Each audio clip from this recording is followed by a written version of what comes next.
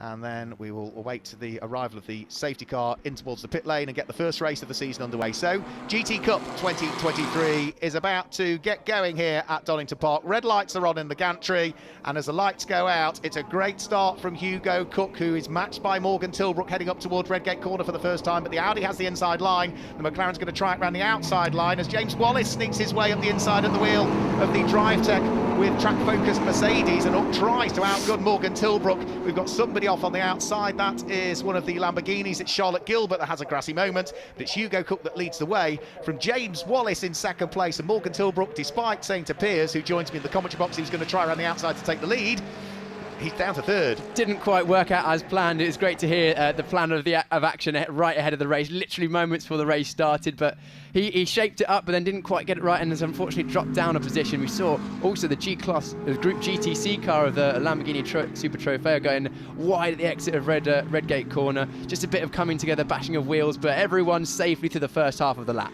Yep, so brilliant stuff. There goes David Franklin at the wheel of that new Mercedes for him for this year. He's been a stalwart of this championship for a good number of years, whether it be in things like Porsches or the Audi or the Mercedes, having previously raced things like Radicals as well. He's on the coattails of another former Radical racer, Doc Bush, who we heard from pre-race as well. In towards the completion of the first lap of the race, and there's Simon Orange, that car sitting in the pit lane, an absentee from the grid, the reigning champion, dropping championship points already. That's really not a good start to the season. We caught up with him just ahead of the race and he was looking forward to a good season. Of course, bitterly disappointing. We spoke about it in one of the previous support races that you want to start the year well, and that's not how you want to start the year. But that Audi R8 at the front is looking absolutely on rails. It was quite a gap to the second place. It had a good gap in pole, and it's pulling away at the front at the moment, and fastest in the first sector, but only just from the AMG GT3 in second place. Yeah, it's amazing the skill that these young drivers have. You look at the age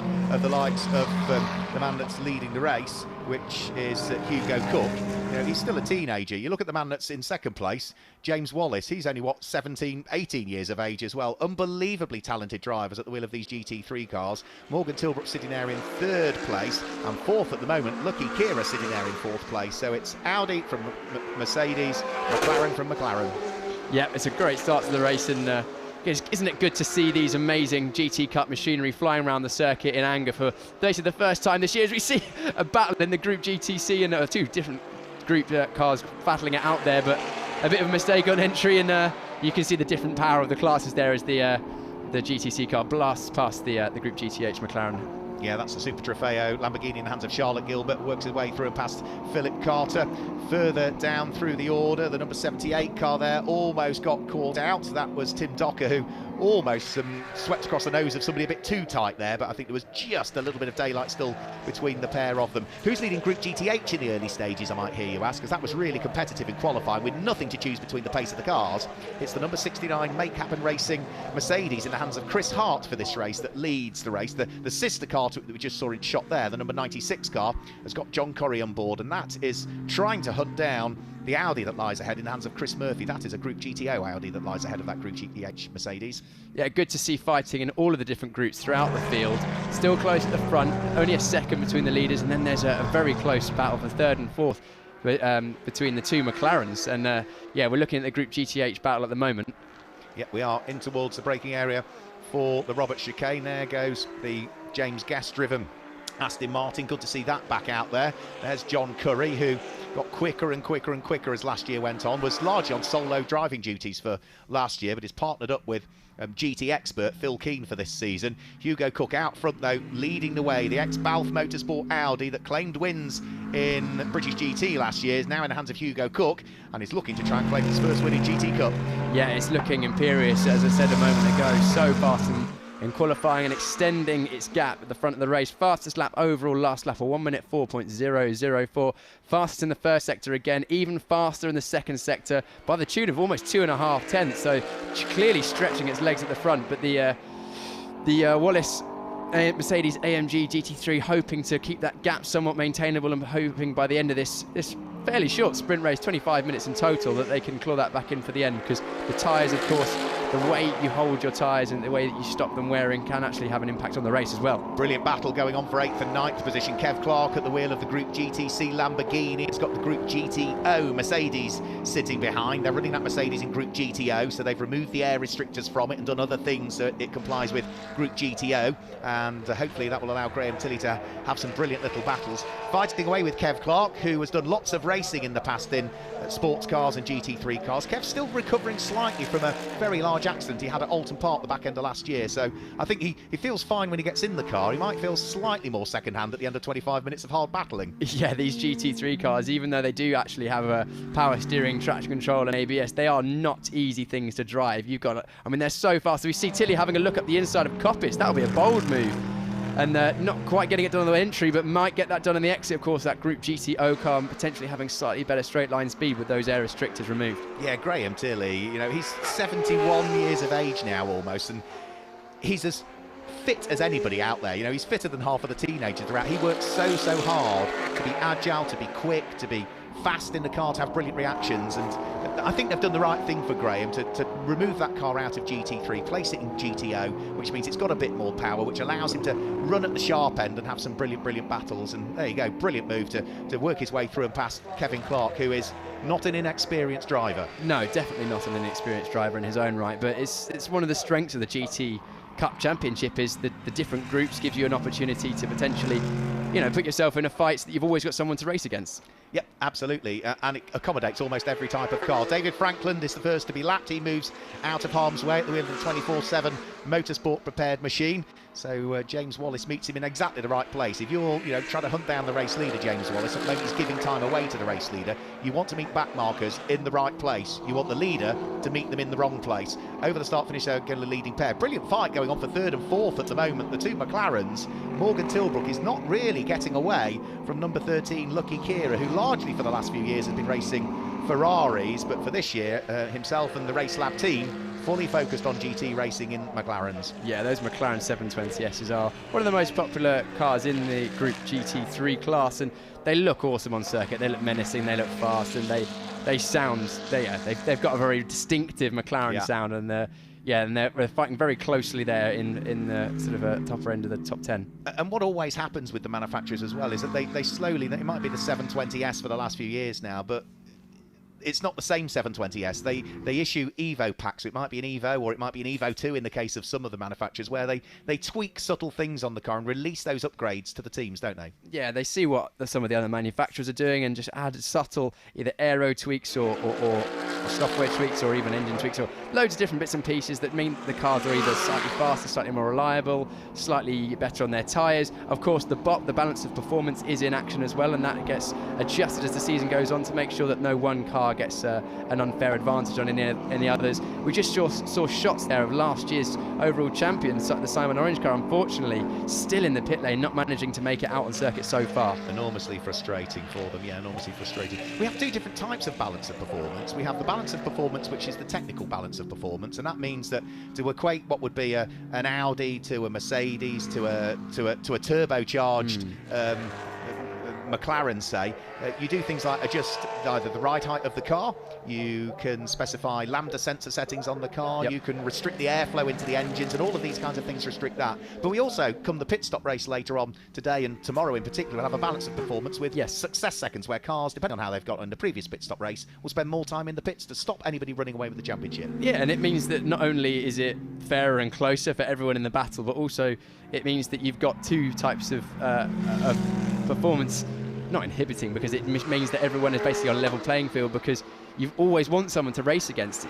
Even the drivers at the front, yes, they want to win, but you'd rather win by a second than the country mile. I'm sure some would say they'd rather win by a country mile, because some of them are so or just wanted the win. And Graham Tilley, another brilliant overtake there, but that's another Group GTC car he's gone by. So last couple of cars he's overtaken are not in his group, so he's not gaining any more championship points by passing them. It's where you finish in your group that's important. But that was Dan Dezeal, who is sharing that Ferrari with his father over the course of this weekend, Graham Dezeal. Here is a very, very unique car. It is one of only 3 that are racing in Europe. There's 2 in mainland Europe, this one in the UK. That is a Brabham BT62. Lovely to see that out, and brilliant to see a Mosler back out as well. I absolutely love Moslers. I remember back in the early noughties when I was butter lad, and I would go to just GT races all over the country in my parents' caravan, and those were the cars I have at the time, and they're just iconic, aren't they? I mean, that look, they're so wide body, they're enormous rear wing, and they sound incredible too, and it's great to see them still on circuit running competitively in the GT Cup. As a young boy drawing GT cars, that's exactly what you draw. That's it. Yeah, you're describing my childhood there, Mark. But it's great to see it out again, and in the white it really does stand out. It looks simple but effective, and but as we look back to the head of the field, we still have that striking Audi R8 rumping away, but now getting to the traffic towards the GTH cars, so that's definitely a factor that all of the drivers will have to contend with, not only lapping the slower cars, but also being lapped by faster cars as well. Yeah, that was the third place car in Group GTH. James Guess at the wheel of the Feathers Motorsport car shares the car with Aston Martin factory junior driver Tom Canning over the course of this weekend. James Wallace also sneaks his way through in the drive tack with track-focused Mercedes, and slowing down out on track, I'm afraid. That looks like Gilbert Yates has got a problem there, because he seemed to, well, I think he was maybe too kind there, was he? Or has he got a problem? Because the car seemed to just be quite slow. Yes, I reckon that Group GTC car has definitely got a problem. That's one of the Lamborghini Super Trofeo cars, and he's in the pits, yes. So there clearly something not quite right with the driver-car combination there. We'll hopefully get a shot of that in the pit lane to see what's the matter. But it'd be good to see them back out on circuit. But that, I mean, it does look awesome, doesn't it? Those Lamborghini Super Trofeos, and again another one there. Wow, they're just sort of menacing looking, aren't they? Absolutely, yeah. I mean, if you watch motorsport, maybe don't understand to a huge degree. You know, we have Lamborghinis that are built to GT3 specification.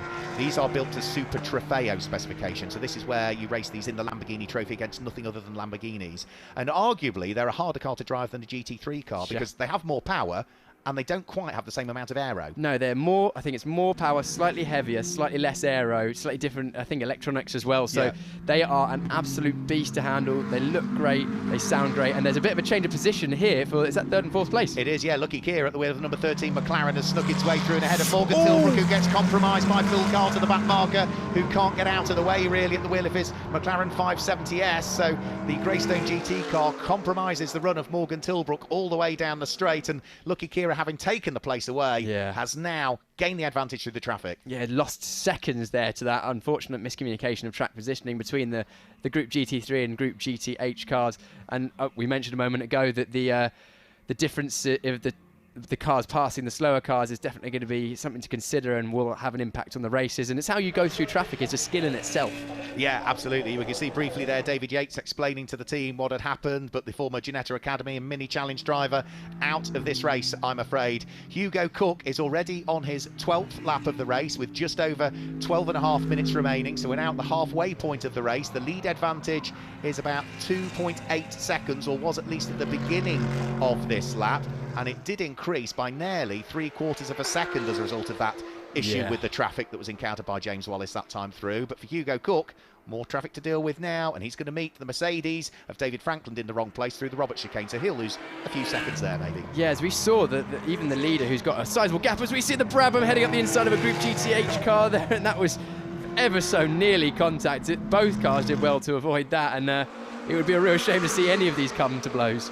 Paul Bailey was decisive on the move there. He was coming through, and to be fair to Tim Docker, he realised what was going on and got the McLaren out of the way. Yeah, that was. They all got through eventually somehow. I thought there was going to be a clatter of bodywork and carbon fibre. Luckily, we still soldier on, and it will be, again, I'm sure spare parts aren't ubiquitous on the Brabham BT62. No, Paul Bailey has driven so many cars in GT Cup over the years. He has been very successful in various groups in this championship, partnered up with the Scotsman Ross Wiley, who was a former British GT champion in the GT4 category a few years ago. So now what we've got is the number 76 car about to be lapped. Now that is Ian Loggy, who is running way down through the order, about to be lapped by Lucky Kier. I'm not quite sure why that number 76 McLaren, it started 7th and is now down in 13th place. Exactly what might have gone wrong with that car? Very, very strange how the... because Ian Loggy is normally right up there at the front end of the field, no matter what he drives. Yeah, I'm just not quite sure what's happened. I don't believe there's a transponder issue on that car. I think he's clearly just had a problem, and he's not going to make it easy for Lucky Kier as they dive through the middle of a couple of cars in Group GTH. I think John Curry was one, David Frankland was the other. Oh, wide, Loggy wide at the first corner. Again, this isn't actually a race for position, but more of a pride by the looks of it. There's three McLaren 720Ss flying in formation. Again, all with very different liveries, but all looking so fast around the circuit. Then there's definitely something not quite right with that Loggie's number 76 orange-fronted McLaren, is there? The front of the car's not doing what he wants it to do, is it? It's just not turning in. It seems to understeer, but then he gets off the corner well, gets up to this corner, and yeah, just doesn't seem right, does it? Doesn't seem to be flowing as much as the other cars. No, you can tell when a car's in, in flow with its driving. Again, just pushing on at the at Coppice, and we've watched shots of the Audi at the front of the race, and it just literally everything looks easy and in motion. And that McLaren 76 there with the orange front and the yellow wing mirrors just doesn't quite look all there, and it's actually causing the fight for third and fourth place in GT3 to come even closer, because they did split apart with that issue with the GTH car. But we've still got 9 minutes remaining. Yeah, Morgan Tilbrook will be loving this, the fact that Lucky Kier is bottled up behind Ian Loggie, who went well in this championship last year. Ian Loggie, he didn't do the full season, but he did finish third overall in Group GT3 and 8th overall in the championship. Otherwise, had he have been in for every single round, he would have been in the championship hunt. However, he did pick up another championship title in British GT last year, did Ian Loggie, and we're hoping he's back for a full season. At the moment, this is just a one-off. It's his first ever drive in a GT3 McLaren. He's used to the GT3 Mercedes, and he's saying, no, he may hopefully be back and do the full season with us, which would be great. Yeah, the one great thing about GT racing, and especially GT3s, is you've got such variety of cars in terms of the way they're set up and the way they are. I mean, we've got these McLaren 720Ss, turbocharged, rear-engined, full out-and-out sports cars, and then you've got almost like a Grand Tourer, the Mercedes AMG is a sports car these days, I suppose, but front engine, naturally aspirated. They sound completely different, they look completely different, and yet, they still do similar lap times. Let's have a look at number 62, and then another. That's the Group GT3 car, isn't it? No, that's Group GTC, so that's Kev Clark that's had an off. So that's one of the slightly earlier specifications of Super Trofeo cars. That's the ex-Tom and James Webb car that was bought by Matty Evans over the course of the winter. Now, I did see a little bit of debris just as we went to that shot, a little bit of debris maybe that had come off that car, so we'll have to wait and see. And Doc Bush, who we were speaking to earlier on at the wheel of the beautifully liveried Porsche, moves out of harm's way, allows Hugo Cook to work his way through. That livery just works, doesn't it? It doesn't matter what car you put it on, it works. It really does. Formula One, GT Cup, whatever, it just looks great. It's a Martini inspired livery, of course, on that Group GTC Porsche. And again, Group GTC, of course, with a number of different cars in as well. This is the Porsche Cup car, and it sounds great as we see it getting lapped by some of the Group GT3 cars as well. It sounds great, it looks great. I bet it's an absolute pleasure to drive as well. I bet it's brilliant to drive, yeah. Doc Bush that sees the flash of the lights from James Wallace, and the man who is South African by birth, moves out of harm's way, albeit he's been in this country for a very, very good number of years and runs a very busy clinic down in Harley Street in London. He moves out of harm's way and allows the front runners to squeeze their way through. Lucky Kira's had it off, and that's coming out of the Robert chicane where he's rotated it. You can see the skid marks where he's got on the power. He's pointing in the wrong direction. A bit of heat soak, Piers, I fear, means that he might just have to wait before that engine refires. Yeah, generally that happens in these cars. Once the engine's hot, they are very hard to restart. As you can see, flames coming from the rear of the car. Don't worry, that is from the exhaust. That's just some unburnt fuel coming out. But yeah, safety car has been deployed because that car is clearly in a dangerous position. It looks like he may have got that restarted. Yeah, it's usually the case, isn't it? When they throw the safety car board, the car gets going again. And yeah, I think that was just heat soak. And his Lucky Kier, I think he's going to spin the car back round and continue in the race, albeit in Loggie's off as well. There must have been contact there on the exit. Has that car had a shunt, or is it okay? Is it just spun into the pits? That's a very unusual place for a car to get stopped, especially on the GT layout, national layout. That's pit lane entry as well. So he's spun into pit lane, and Lucky Kier spun onto the track. I'm not trying to put two and two together and get the maths right. But two cars in a similar spot that were both fighting for position and both have had an issue happen. There's definitely been some sort of altercation there. It looks like both cars are undamaged as far as we're aware, though. It looked like it. From what we could see. And if that's the case, quite how Ian Loggie can drive sideways through the pit lane and avoid making contact with a barrier one side or the other when the car's sideways, that's off to him. That would have been quite a skillful accident there. Yeah, so safety car hasn't quite picked up the race leader. It's picked up one of the Make Happen Racing Mercedes. Now, is that going to be the Group GTH leader, which is Chris Hart? or is that going to be John Curry car? Can't quite see. No. They are both identically liveried, so unless we see the number, we simply won't know. As for Ian Loggy, body language is not giving a great deal away there, to be fair. His eyes are maybe showing that he was a little bit, still the adrenaline's pumping a little bit from whatever happened. But yes. The body language is...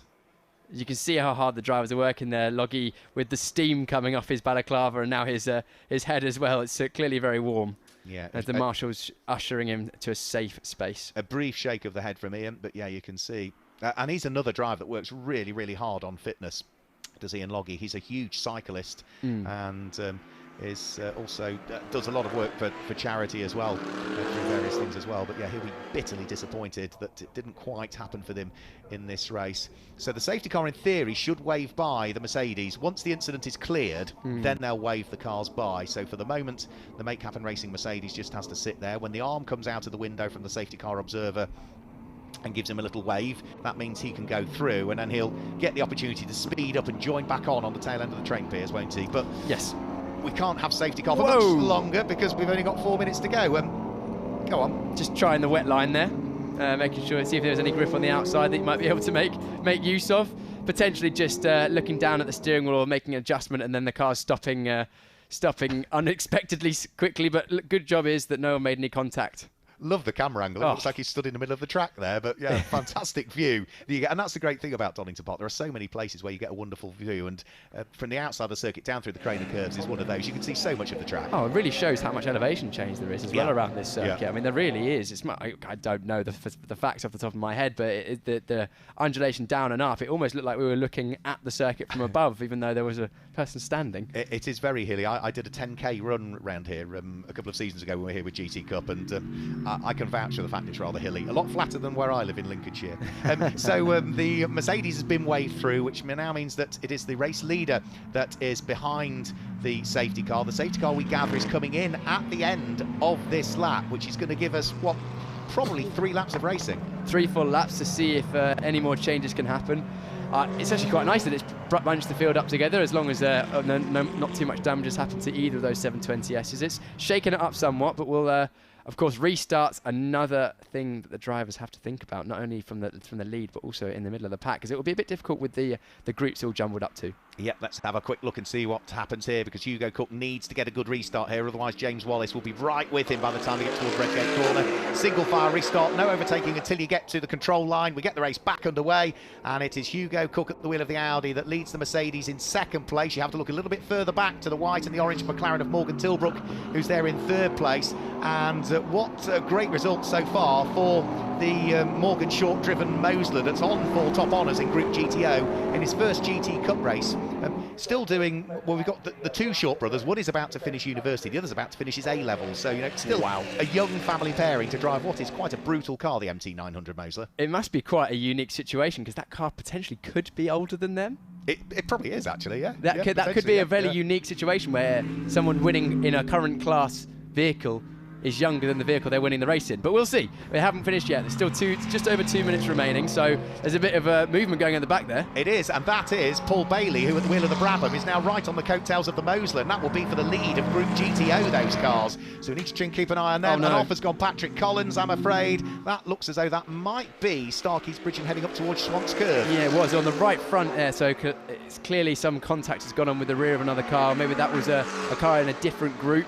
Maybe a bit of miscommunication with everyone passing each other and being passed, because so many different groups all being jumbled up together there. It can quite easily happen, but shame to see that car stopped on circuit. Yep, so up towards Redgate Corner goes that squabble we were talking about between the all-white Mosler and the number 28 Paul Bailey driven Brabham BT62 that sits directly behind it, fighting for 5th and 6th overall, but more importantly top championship points in Group GTO. And Graham Tilley isn't that far off them either, but for the overall race lead and the top points in Group GT3, Hugo Cook weaves his way out of McLean's Corner and up towards Coppice for the final time, and I think he's got enough daylight between himself and James Wallace. Sorry, penultimate time. He's got enough daylight between himself and James Wallace just to probably drive this final lap at, what, 98% and not worry. That car really looks hooked up. Every corner we've watched it go through, it just looks so well balanced, doesn't it? Riding the curbs well, and yeah, just looks great. Oh, yeah, it just looks great. The fact that it's you know, it was an ex-Balfe Motorsport car last year, and it's now clearly got some good setup on it and being driven excellently by Cook as well at the front, and it's managing to extend the gap even after the start, after the restart. James Guess at the wheel of the Feathers Motorsport. Aston Martin coming under big pressure here, and it is Max Hart that just about weaves his way through there. So that is going to be for the lead, I think, second and third in Group GTH at this stage. The Mercedes that's just ahead of them is leading the group. But yeah, Group GTH is always competitive. We saw how close it was in the qualifying times. Nothing to choose between the top 6 cars in qualifying, and here we are, side by side on the last lap for second and third in the group. Yeah, great to see fighting right to the last moments. It's always exhilarating when you're in a fight for the at least any position in the final lap, and it adds that bit of extra to drama and and maybe applause after the race if you get the move done. We'd be good to cut back to that once we have seen our overall winners come to the last corner, and they're winning the first round of the GT Cup season. Yep, so it's Hugo Cook that is the first to claim a win in the 2023 GT Cup Championship season. The Audi wins with James Wallace in second place at the wheel of Mercedes, just 1.5 seconds behind. And we've had a change for the leader Group GTO on the final lap as well, because Paul Bailey at the wheel of the Brabham has gone through and ahead of Morgan Short. So that is going to give top championship points to Paul Bailey. Didn't see it happen. No. But it has. Yeah, it was in the back of Short. It looks like there was some... it was clearly to do with the traffic, as we see Group GTH as well, fighting to the last corner. Yeah, Max Hart desperate to try and keep James Guess behind, and then James Guess also under pressure from the next of the cars that's coming up as well. So Group GTH absolutely together over the start-finish line. And did Charles Dawson pip him there on the run to the line? Not quite. I don't believe. 0.1 of a second. No, didn't quite do it. Oh, that is close though, isn't it? Top 3 in a Group GTH classes, Group GTH group is very close. Brilliant start to the season, a fabulous start to the season, and we will wait and see as to what that does to the championship points. Of course, we don't need to worry about any success seconds for our pit stop race later on, but this race is important for that pit stop race, because fastest lap time set by cars in this race will give us the grid for later on today. Of course, the lap time's always important, and it's difficult with the traffic everywhere, but pole position, fastest lap, race win, pole for race 2. The Audi, the team with the Audi, Cookad and Cook, will be very happy with that. Yeah, imperious performance from Hugo Cook, and what a performance from James Wallace in his first race in a GT3 car, having only stepped into a sports car and raced on slicks for the first time 12 months ago. So wow. Impressive stuff from the young man. Very impressive. I mean, these cars are not easy to get used to. It's a lot to them, and it's not only... It's made simpler, but also more difficult by the fact that these cars have ABS traction control, because not only it makes it slightly easier to get to pace, but also to master it is then even more difficult, and they've clearly got their head around that. So the cars are making their way into the pit lane. We'll be able to confirm some results with you very quickly, and then I'm not sure whether Amber is back down in the pit lane and going to catch up with a few of the drivers. We'll have to wait and see as to whether that's what's happening or not.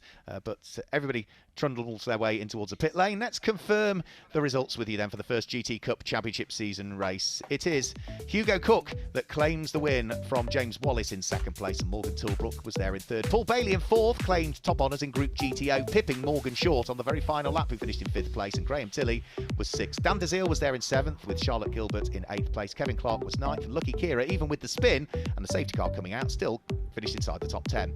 In 11th place, it was a winner of Group GTH. That was Chris Hart in the Make Happen Racing Mercedes that finished as the winner of that group. Max Hart finishing in 12th place ahead of James Guess in 13th, Charles Dawson 14th, and Phil Carter 15th. Tim Docker, Chris Murphy, John Curry and David Waddington were there, with Doc Bush completing the top 20 at the wheel of his Porsche. David Franklin was just outside of the top 20 in 21st position. He was the last of the finishers because we had problems with Patrick Collins, Ian Loggy, the car of Yates, the number 11 car, also having had problems. Gilbert Yates retiring the Lamborghini, and Simon Orange, I don't think he even started the race, or maybe did a few laps and then came in very early on in the race. So the reigning champion, 0 championship points.